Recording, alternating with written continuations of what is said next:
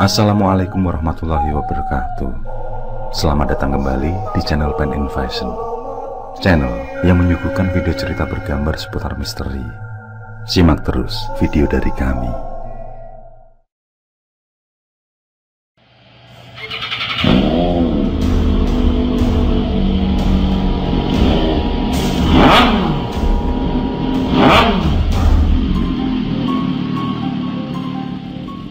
Aku menggerutu. Setiap kali kakakku pinjam sepeda motor, selalu saja tidak pernah mengisikan bensin. Meski ia seringkali memberiku uang, namun kalau saat harus terburu-buru, toh akan memakan waktu kalau harus ke pom bensin dulu. Vina, nama kakakku. Ia cewek, tapi gayanya tomboy sekali. Padahal dia punya sepeda motor sendiri, tapi seringkali pinjam sepeda motorku yang notabene adalah motor cowok. Sesaat setelah aku menggerutu, tiba-tiba ia menyodorkan uang 100.000. Aku pun memilih diam, daripada uang itu dimintanya kembali. Tapi tumben-tumbenan hari itu ia tidak banyak berceloteh seperti biasanya. Aku melihat kakakku langsung masuk ke kamarnya kembali. Ah, paling juga lagi ribut sama pacarnya, batinku. Nanti kalau sudah baikan, pasti juga cerewet lagi. Aku pun tidak lagi menghiraukannya. Uang 100.000 di tangan akan segera kubelikan bensin. Selebihnya lumayan buat beli rokok.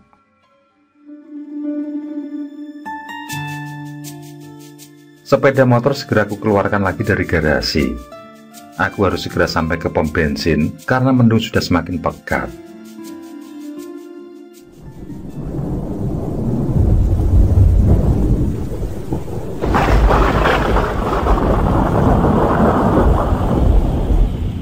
Aku sudah sampai di rumah, tepat sesaat hujan turun dengan sangat lebatnya. Aku sudah akan beranjak dari garasi, ketika samar-samar tercium bau anyir. Bau yang membuat perutku menjadi mual. Tapi aku tidak berpikir lebih jauh. Biasanya air hujan juga menimbulkan aroma yang agak anyir. Rumah dalam keadaan sepi. Bapak ibuku belum pulang dari luar kota.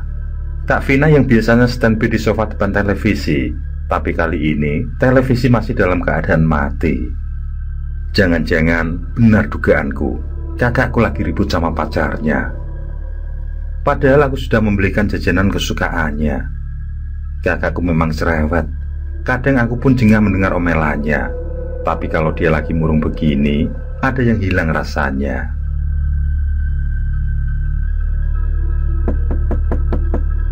Aku mengetuk pintu kamar. Vin, bukain pintu. Nih, aku bawakan martabak kesukaanmu. Aku menunggu jawaban untuk beberapa saat. Hening, Kak Vina tidak memberi jawaban. Barulah ketika pintuku ketuk kedua kali, ia berseru menyuruhku masuk. Di dalam, ia rupanya sedang rebahan. Seperti ada yang sedang dipikirkannya. Ribut lagi sama Doni? Tanyaku spontan. Vina menggeleng. Wajahnya terlihat murung. Kalau sedang berkelakuan seperti itu, aku biasanya selalu meninggalkannya sendirian. Namanya juga sudah dewasa, sudah kerja pula. Aku pun meninggalkannya di kamar.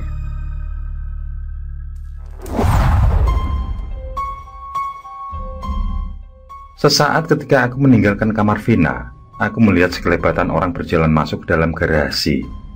Jangan-jangan ada maling. Aku pun mengambil pisau. Aku berjingkat menuju garasi. Lampu garasi segera kunyalakan. Tapi di dalam garasi ternyata tidak kutemui siapa-siapa. Padahal aku melihatnya dengan sangat jelas. Ia melintas masuk dari ruang tamu menuju ke garasi. Bulu tengkukku tiba-tiba saja berdiri. Rasa merinding itu semakin menebal. Tidak ingin berlama-lama di garasi, aku pun segera mematikan lampu dan hendak berjalan keluar. Namun sesaat sebelum aku menutup pintu, dalam kegelapan suasana garasi itu, aku melihat seorang tengah berdiri di samping sepeda motorku. Aku terkesiap, lampu segera kunyalakan kembali. Dan lagi, aku tidak melihat seorang pun di sana. Aku pun segera mematikan lampu dan cabut dari garasi.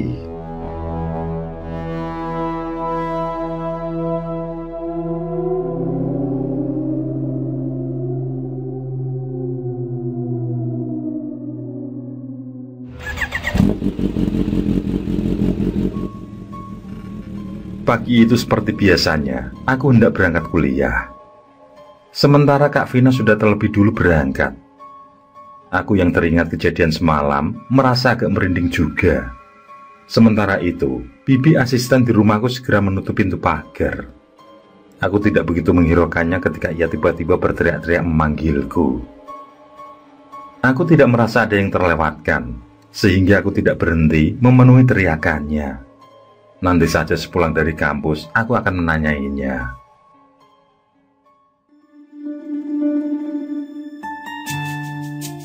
Siang itu, urusan perkuliahan selesai. Tinggal tugas-tugas kampus yang mesti kukerjakan hari itu juga. Aku celingukan mencari-cari seseorang. Elsa namanya, gadis imut teman sekampusku. Biasanya, aku mengerjakan tugas bersamanya.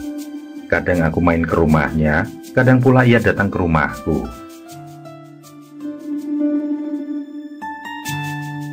Ketika menuju kantin, dari kejauhan, si imut itu sudah melambai-lambaikan tangannya. Aku pun mempercepat langkah. Rasanya sudah tidak sabar untuk mencubit pipinya. Sesampai di kantin, dengan heboh, Elsa langsung menanyakan perihal sepeda motorku, yang memang kuparkir dekat kantin. Ia mengatakan kalau ada noda merah kehitaman yang menempel di lampu. Aku pun mengamati noda yang mirip darah itu. Elsa pun memberiku selembar tisu, mencoba dibersihkan. Noda itu memang langsung hilang sesaat setelah kubersihkan. Namun tidak lama kemudian, noda itu mulai muncul kembali. Aku membersihkannya lagi, tapi sama seperti awal tadi, noda itu hilang, lalu dengan segera muncul kembali. Aku mengatakan pada Elsa, kalau tidak perlu kita hiraukan, nanti lama-kelamaan pasti hilang. Dan hari itu, aku mentraktir Elsa, tentu saja supaya ia mau mengerjakan tugas-tugas kampus. Nanti setelah selesai, aku tinggal menconteknya. Dalam hati aku tertawa-tawa kegirangan. Sementara si imut sedang berkonsentrasi mengerjakan tugas, aku malah konsentrasi bermain game. Sesekali aku mencuri-curi pandang ke arahnya, terutama ke arah bibirnya yang mungil. Ia berkemat-kamit entah sedang menghafal rumus atau mencari jawaban dari soal-soal di tugas itu. Tidak seberapa lama kemudian, si bibi pun datang membawakan kami minum dan beberapa camilan. Aku teringat pagi tadi saat si bibi berteriak-teriak memanggilku. Aku menanyakan perihal tersebut. Si bibi celingukan, seakan tidak ingin didengar oleh Elsa. Sesaat setelah si bibi membisiki aku, justru jawaban si bibi itu langsung membuatku merinding. Katanya ada seorang perempuan ikut membonceng saat aku pergi ke kampus pagi tadi. Aku tidak bisa menepikan rasa ngeri itu. Jangan-jangan sosok yang kulihat masuk ke garasi semalam. Aku bergidik membayangkan sosok itu. Tapi dari mana dia datang? Mengapa tempat ini yang ia tuju? Secara, rumah ini nyaris tidak sepi dari mengaji.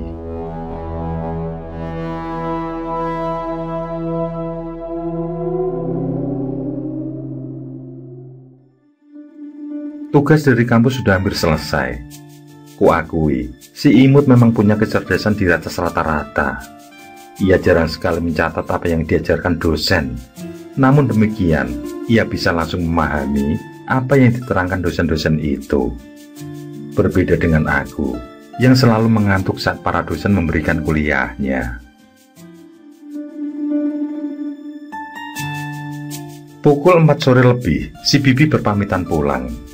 Ia memang tidak pernah menginap karena jarak rumahnya dengan rumahku tidak seberapa jauh. Si bibi ini masih mempunyai kekerabatan keluarga dekat dengan bapakku. Jadi meski ia tidak pernah menginap, ketika sewaktu-waktu dibutuhkan, ia akan langsung datang ke rumah kami. Kembali pada si imut yang nampaknya sudah mulai kelelahan. Ia minta izin untuk ke kamar kecil. Sudah sangat kebelet katanya.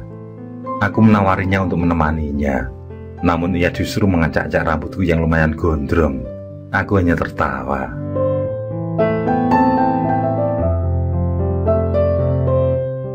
Tidak lama berselang, aku sangat terkejut ketika secara tiba-tiba Elsa berteriak-teriak sembari berlari kencang ke arahku. Wajahnya pucat pasi. Ia hanya menuding ke arah kamar mandi. Aku pun bermaksud melihat ada apa sebenarnya, seakan ada sesuatu yang membuatnya sangat takut. Namun Elsa mencegahku. Ia menarik tanganku agar aku mengurungkan niat.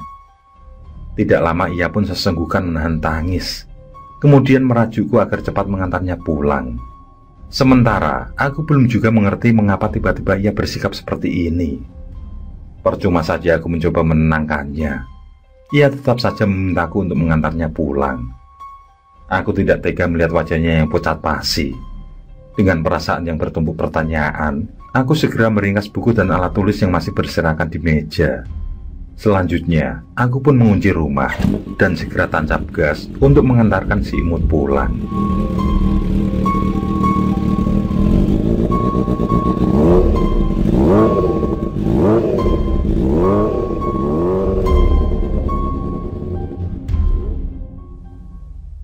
Waktu sudah menunjukkan jam 1 dini hari, namun aku belum juga bisa tidur. Pesan WhatsApp yang kukirimkan pada Elsa hanya dijawab dengan singkat, tanpa memberi penjelasan apapun. Sementara itu, Kak Vina juga tidak terlihat ceria seperti biasanya. Ia masih murung, seperti ada hal yang mengganggu pikirannya.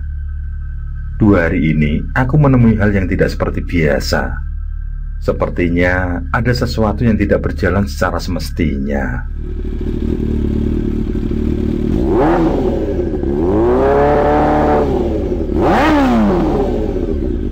Aku terlonjat kaget. Saat itu juga aku bangun dari tiduranku ketika mendengar mesin sepeda motorku berbunyi. Padahal kuncinya berada di atas meja. Aku menimang-nimang kunci itu. Suara deru knalpot masih terdengar jelas. Dan aku sangat yakin suaranya berasal dari garasi. Itu memang suara knalpot sepeda motorku. Aku pun bangkit dan segera berjalan menuju garasi. Sesampainya di sana, aku benar-benar dibuat tercengang. Mesin sepeda motorku memang menyala. Padahal jelas-jelas kunci kontaknya ada padaku. Aku sudah beranjak untuk mengambil kunci kontak ketika mesin sepeda motorku mati dengan sendirinya. Saat itu juga, seketika bulu tengkukku merinding hebat. Apalagi aku seperti dikejutkan oleh suara tangis yang memilukan hati. Aku tidak lagi berpikir panjang. Yang aku lakukan saat itu, langsung lari menuju kamar. Bersamaan dengan itu, Kak Vina juga terlihat keluar dari kamarnya. Tanpa bicara sedikit pun ia langsung mengambur ke kamarku. Dalam sekilas pandang, aku bisa merasakan bahwa kakakku juga sedang mengalami rasa takut yang sama. Ia langsung menempatkan diri di pojok kasur, berlindung menggunakan guling yang ia bawa dari kamarnya sendiri.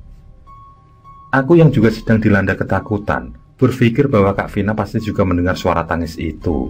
Makanya ia takut lalu memilih tidur di kamarku.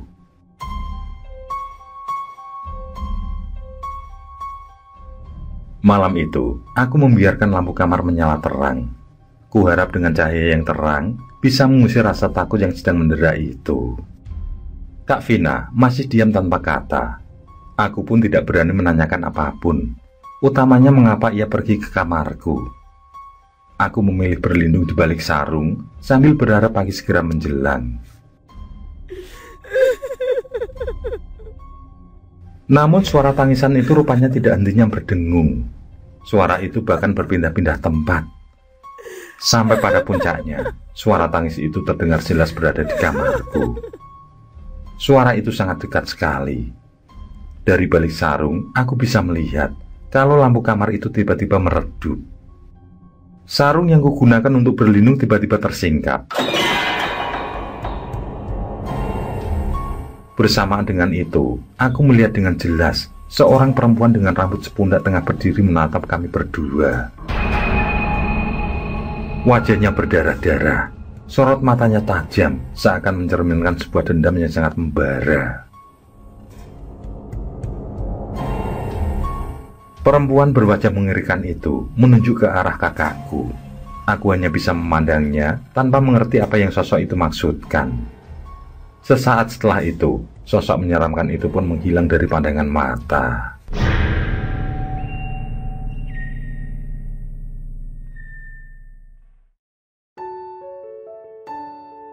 Si imut hari itu tidak masuk kuliah, badannya demam. Saat ku periksa keningnya, ternyata memang panas sekali.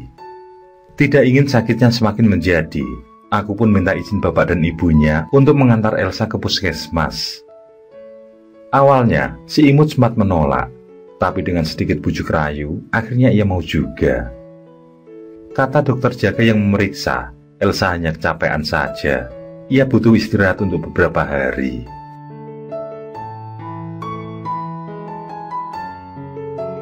Setelah menebus resep obat, kami pun kembali pulang. Elsa membantah kalau ia capek, lelah, atau apapun itu. Si imut terdiam sejenak. Kemudian berujar, pada saat menumpang ke kamar mandi kemarin, ia melihat seorang perempuan dengan wajah yang penuh darah. Sosok itu berdiri di dapur, memandangnya dengan tatapan mengerikan.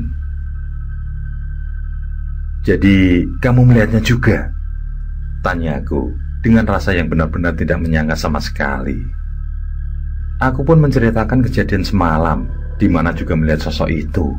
Aku pun yakin bahwa sosok yang dilihat si Bibi adalah sosok yang sama.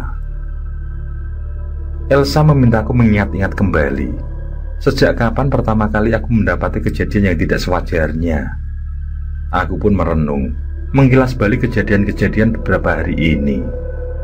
Dimulai dari Kak Vina yang pinjam sepeda motorku, lalu disusul penampakan bayangan orang masuk ke garasi rumah, hingga kejadian semalam adalah yang terakhir. Aku juga menceritakan kalau noda merah kehitaman di lampu sepeda motor warnanya semakin kuat, semakin jelas kalau noda itu adalah darah yang mengering. Dengan menyebut yang, Elsa menyuruh agar aku bertanya pada Kak Vina, apakah telah terjadi kecelakaan saat motorku dibawa olehnya. Ucapan Elsa membuatku sadar akan dua hal. Pertama, ada kemungkinan penampakan sosok itu memang ada sangkut pautnya dengan kakakku. Yang kedua, aku baru sadar kalau si imut beberapa kali memanggilku Yang.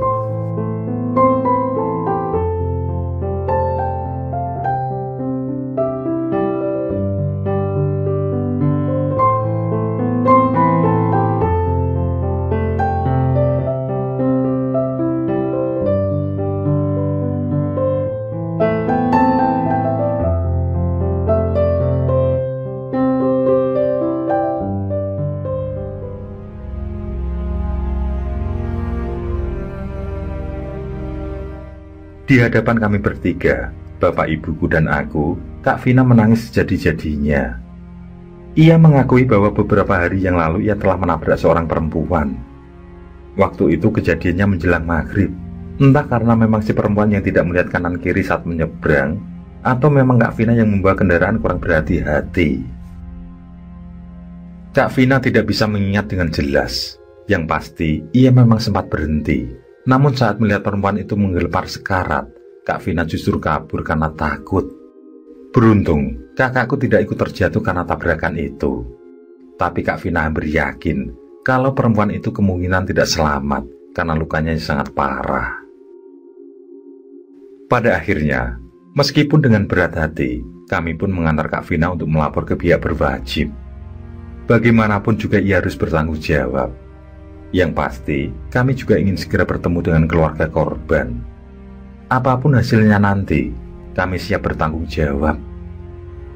Mungkin Korin perempuan itu tidak terima, karena saat itu Kak Vina bukannya menolong, tapi justru pergi meninggalkannya.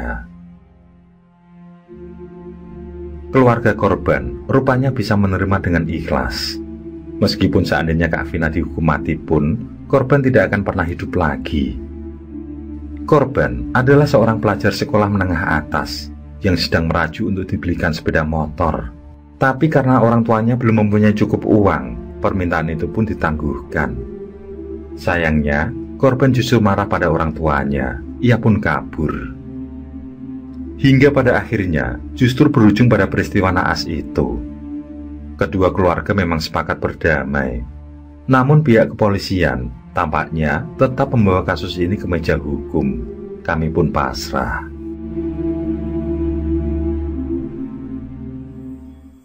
Di sore itu, si imut yang kembali memanggil Kuyang mengucapkan turut prihatin atas masalah yang menimpa kakakku.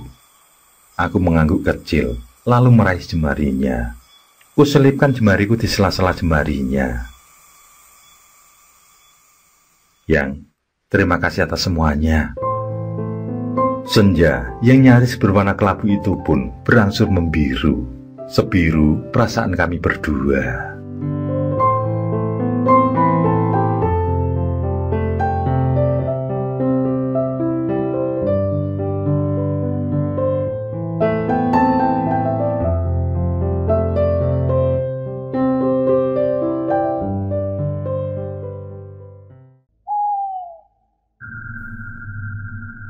Oke, terima kasih.